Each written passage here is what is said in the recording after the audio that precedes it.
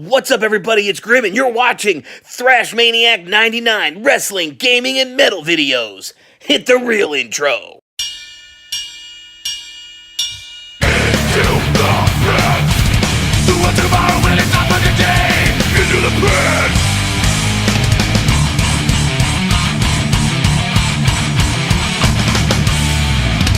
What's up, Thrashers, and welcome back to yet another episode of the Mosh Pit Reviews, where yours truly, Thrash Maniac 99, reviews heavy metal or hard rock albums in the calendar year of 2019, and today, voted by you guys who voted in the community tab of my YouTube page, all voted for me to review Queensryche's new album, The Verdict, which came out today on Century Media Records.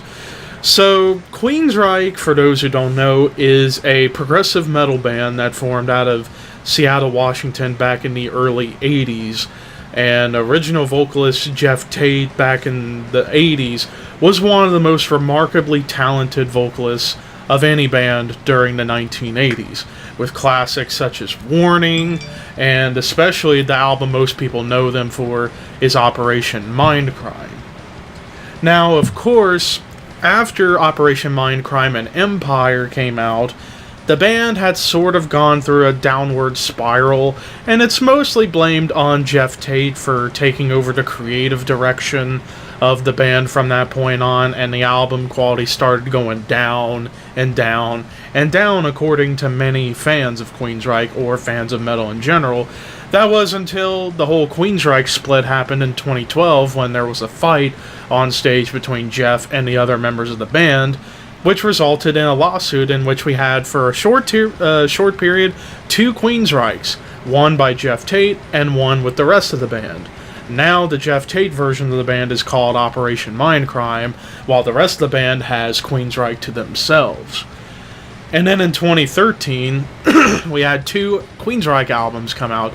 Jeff Tate's Queensryche being called Frequency Unknown, in which, according to many people, that was a train wreck of an album, while the real Queensryche brought out their self-titled album that year, in which a lot of people really liked. Then the real Queensryche followed that up with an album, Condition Human, in 2015.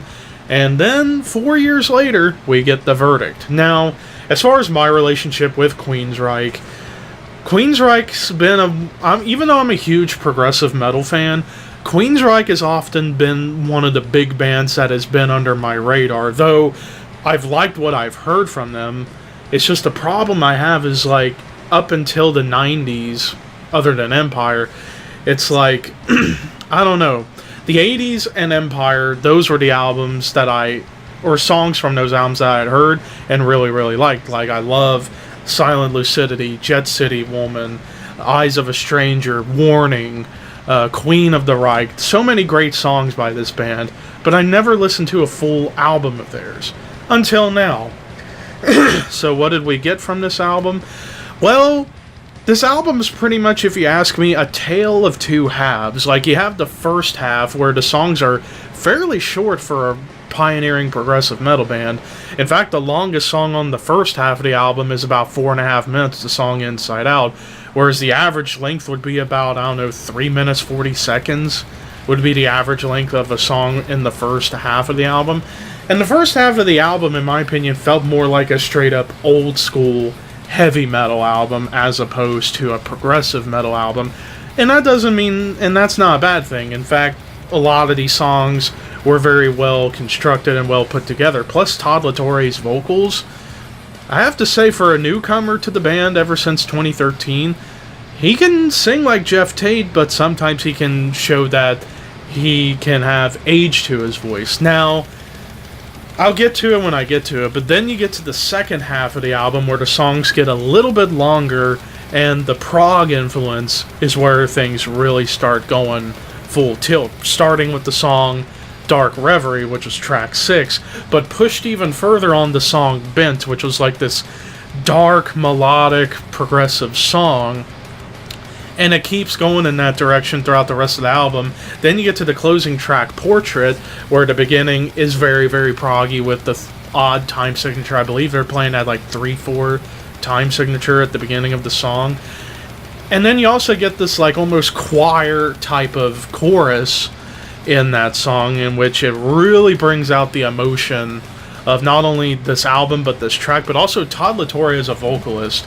I underestimated his abilities, and then you get to this song with that chorus sounding like as if it was multiple people singing, even though it's just him. I was impressed with that track. Now, pretty much like I said, this album is a tale of two halves. The first half being more lenient towards like new wave of British heavy metal type of sound, and then the second half being more of the signature prog metal that Queensryche has been known for since the 1980s. The one major complaint I would really have about this album is the song Propaganda Fashion. I did not really like that song at all. That's my problem with this album. But other than that, most of the songs are decent to amazing. Like, my favorite tracks of the album, for me, would be Bent and Portrait, which were two of the more melodic tunes, one being more dark melodic and one being more epic melodic, if that makes any sense to people.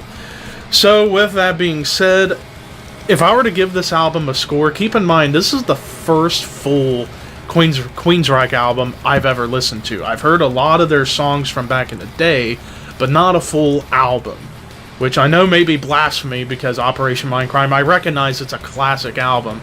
I just listen to so many other bands that I try and go back to old school stuff, but it always slips my head. But with that said, I give this album a 28 out of 40. It's a really solid album, although when it comes to where does it rank for the prog metal sound, it's not the best prog album of the year. Right now, that's still, for me, Evergrey. But I will say this was a little bit better than the Dream Theater album. So with that said, that is a 28 out of 40 for The Verdict by Queensryche. But stick around here in the coming days for the next episode of what else came out this week, which include two albums, In Flames and Pissgrave.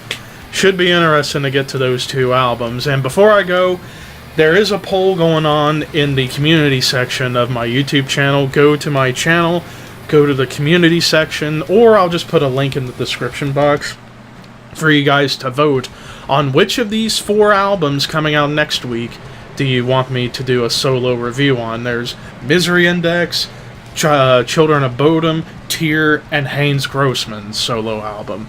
Vote away, and hopefully, even though I'm going to be away on a trip next week, I do hope to record a review from my phone.